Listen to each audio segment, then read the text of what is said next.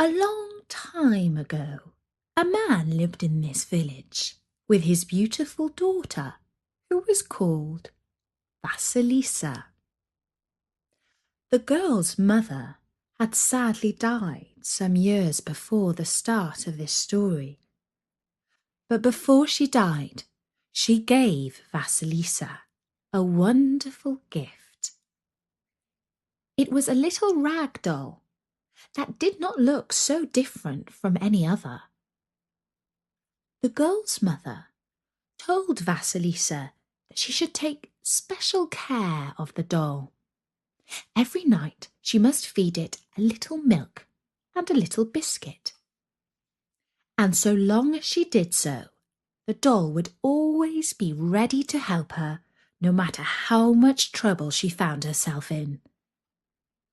Vasilisa did just as her mother bid her, and every night the little rag doll sat up and drank a little milk and ate a little biscuit before smiling at Vasilisa and then going back to sleep.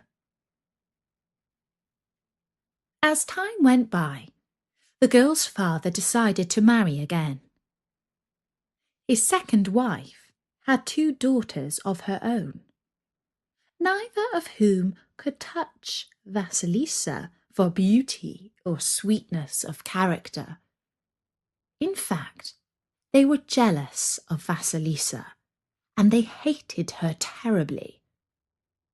So long as Vasilisa's father remained at home, the stepmother and stepsisters had to pretend that they liked her. But every now and then, one of the sisters would whisper in Vasilisa's ear, "Just you wait until your dear papa leaves us alone with you. Then you'll see." When Vasilisa had recently passed her 16th birthday, her father said that he had to go away on a journey that would last at least a month. Vasilisa begged him to take her with him, but he just laughed and said he was travelling on business and the girl would find the journey tiresome and dull. The first night after the father had left, the stepmother gathered the 3 girls together in the parlour and spoke like this. "Now, my dears, I have a little task for each of you. Tanya," that was the oldest, "go in my room, please, dear, and sew a button onto my red dress. Katya," that was the youngest, "go to the kitchen table and roll some pastry so that it's nice and flat. And Vasilisa, dear, go to Baba Yaga's hut in the forest and ask her to lend us some lights. Now run along, sweetheart, don't waste any time. We don't want you to get caught in the dark now, do we?" The stepmother shooed Vasilisa out of the house so fast that she had hardly time to put on her hat and gloves. She walked forlornly to the corner of the street and took the little doll out of her coat pocket where it had been sleeping. "Oh, little doll," she said, "my mother told me that if I fed and looked after you, you would be ready to help me if I was ever in trouble. Well, I have fed and looked after you, and now I'm terribly, terribly in trouble. I must go to Baba Yaga, and everyone knows that she is a dreadfully wicked witch. So please tell me what I am to do." And the little doll looked up at Vasilisa and said, "Be as brave as you are beautiful. Go to Baba Yaga's hut, and no harm will come to you."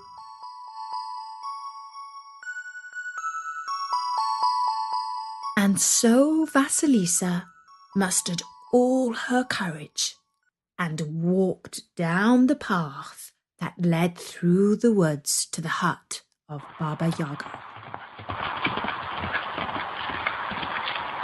After a while, the young girl heard the sound of galloping hooves coming up behind her, and she stepped off the road to let a horse ridden by a rider in a blazing red cloak shoot past her. I wonder who that was, thought Vasilisa before setting off on her way once more. A little further on, she once again heard the sound of galloping hooves, and this time a rider in a cloak of dazzling white sped past her and down the road that led to Baba Yaga's hut. And some time later a third horse shot by. Its rider wore a cloak that was as black as night. After about an hour of walking, Vasilisa came to a clearing in the forest. Although it was getting quite dark now, she had no trouble seeing, for this neck of the woods was lit by skulls with blazing eyes. The skulls were mounted on top of a high fence, and beyond the fence she saw the strange hut that stood on chicken legs. It turned round to face her, and it seemed to Vasilisa that the hut was looking at her. Then the chicken legs began to kneel, and the hut lowered to the ground, and the door creaked open. Baba Yaga's nose was so long and bony that it appeared through the door before the rest of her. A moment or two later, the nose was followed by a tall, skinny old woman holding a broomstick. Vasilisa was so frightened that her legs would not obey her when she told them to run. The old lady came towards her, but she did not walk. Her feet flew just a few inches above the ground. "Well, child," she said, "did the cat get your tongue? Or are you just badly brought up? Speak, child! Spit out your name and your business here. I haven't got all night to hover around while you tremble and gibber like an idiot." For a few moments, Vasilisa's lips quivered so much that no proper words would come out of her mouth. Just a kind of But then she remembered the doll's words that no harm would come to her, and eventually she found courage to speak clearly. "Good ma'am," she said, "it is only me, little Vasilisa. My stepmother sent me to the forest to borrow a light from Baba Yaga." "Did she now?" said Baba Yaga thoughtfully. "Well, I am Baba Yaga, but you may call me Babushka."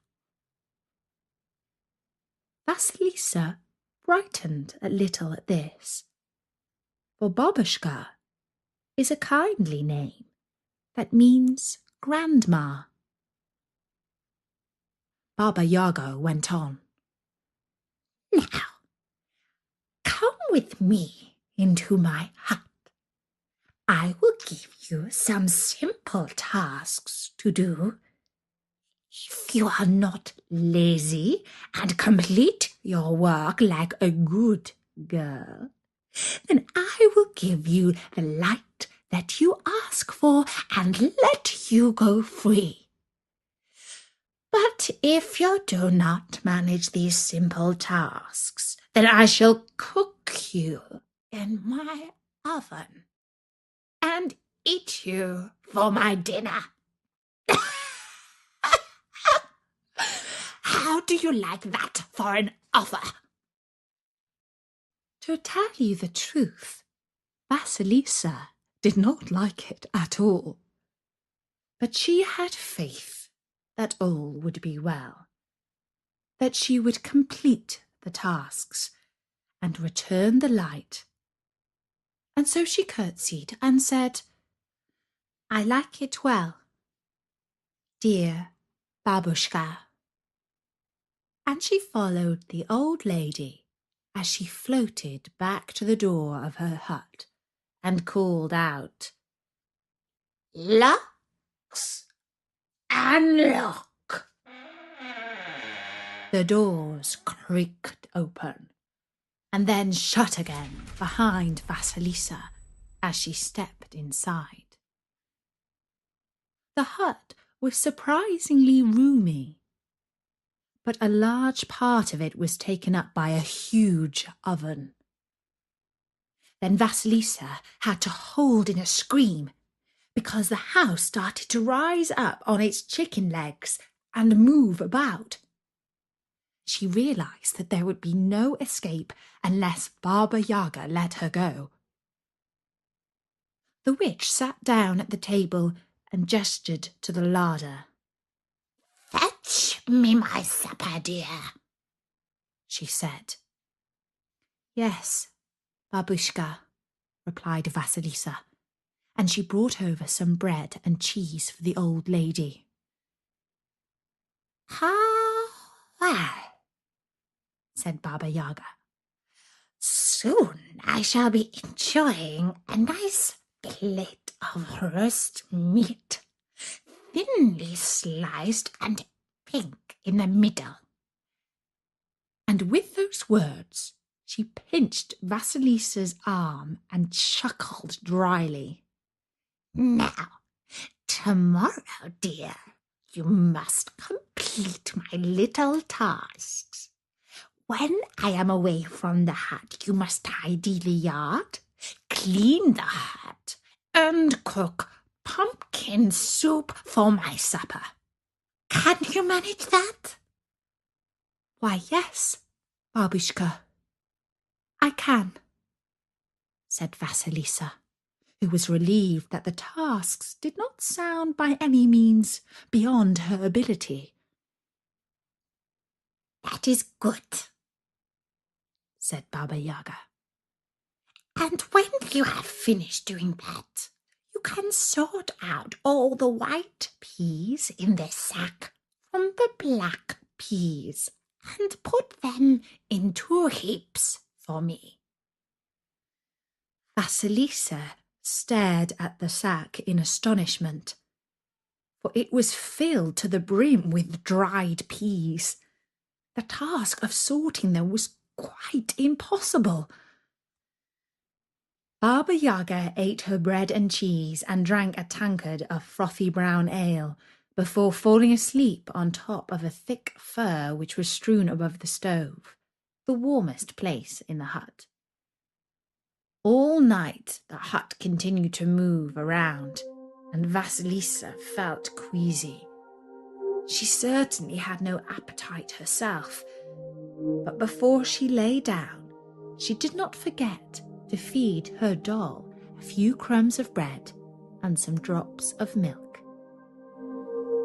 When the rag doll had finished her supper, Vasilisa asked her, "Oh dear, what have I done? How shall I ever get out of here alive?" And the doll replied, "Have courage and keep faith, and all will be well. For Baba Yaga is unable to tell a lie, and she is bound to keep her promise."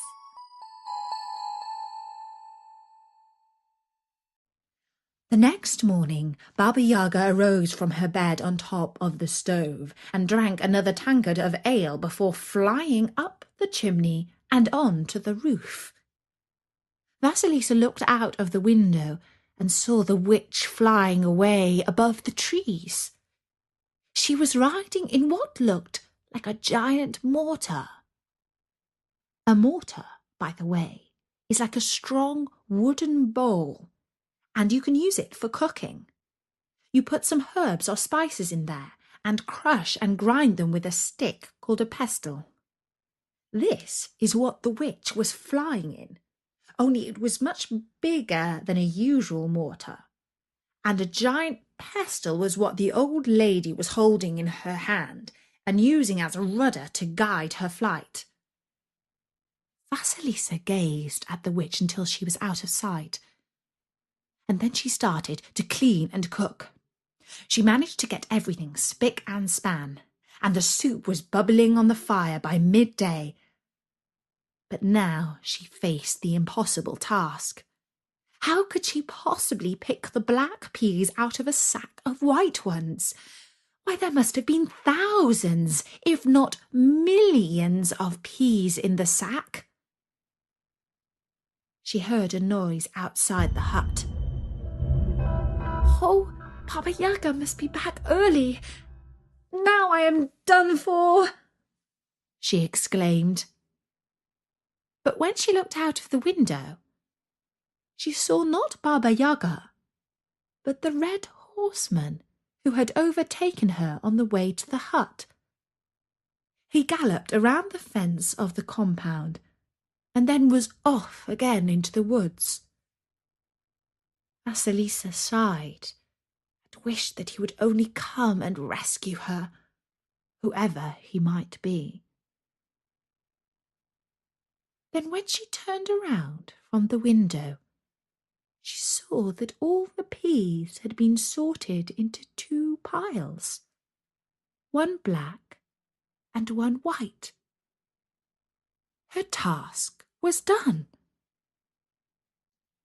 That evening, after Baba Yaga flew back home from whatever business she had been on, the old witch could not hide a surprise at all that her guest had managed to achieve in one day. "I see that you are a good little worker, my dear," she said. "Well, in that case, tomorrow you can make pea soup and fetch water from the stream to fill up the tank. Here, use this bucket." Only what was handed to Vasilisa was not a bucket, but a sieve, and the poor girl wondered how she would ever manage to use it to fetch water. Still, that night, when the little rag doll urged her not to feel despair, she knew in her heart that something wonderful might happen to help her. And it did. For as she stood by the stream, holding the sieve in her hand, the white horseman rode by, took it from her, and swept over to the hut, where he hurled it through the open window. She found that the tank was filled with fresh water. That evening, Baba Yaga dipped her bony finger in the tank and tasted the drop of fresh water. She said, "Indeed, you are a hard-working girl. Let's see if you are clever, too. Tonight, you can stay up and count the number of stars in the sky. If you tell me the right number in the morning, you can take your light and go free. But if your answer is wrong, even if you tell me one star too many or too few, then I shall have you for breakfast."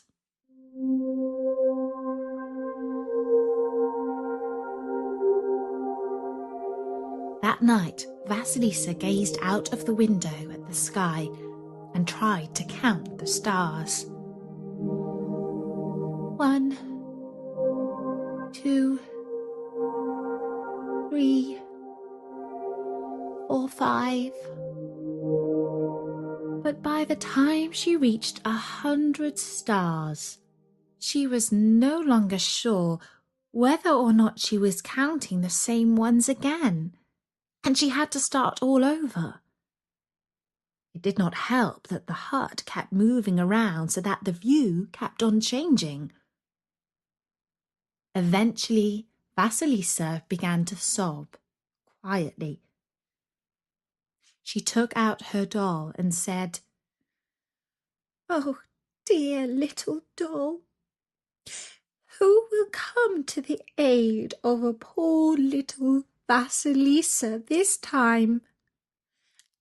I cannot guess the number of stars in the sky, and in the morning the witch shall surely eat me." "Do not worry," said the doll. "Have courage and keep faith, and all will be well." And it was. For at the midnight hour, the black horseman came riding up to the window where Vasilisa was sitting, and he whispered a number to her as if in a dream. It was a very big number, but I cannot tell you what it was, for it is a secret.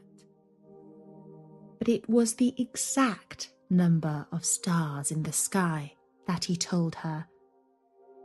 And in the morning, when Baba Yaga stepped with her bony feet onto the floor, Vasilisa said, "Good morning, Babushka.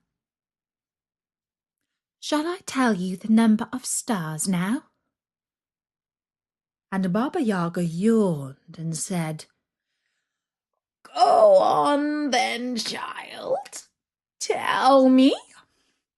But you had better not get it wrong, for if you are, I shall eat you." And Vasilisa told the number to Baba Yaga. And Baba Yaga let out a terrible cry like, "Ha!" And her eyes blazed like those of the skulls on the fence surrounding her hut. "Who told you that?" she demanded so fiercely that Vasilisa shrank back. "It was a black horseman of the night who helped you, wasn't it?" She picked up a plate and threw it across the room so that it smashed against the wall. Then she picked up a knife, and Vasilisa was sure she meant to kill her. "But Babushka," she said, "you promised that if I told you the number correctly, I could take a light and go free."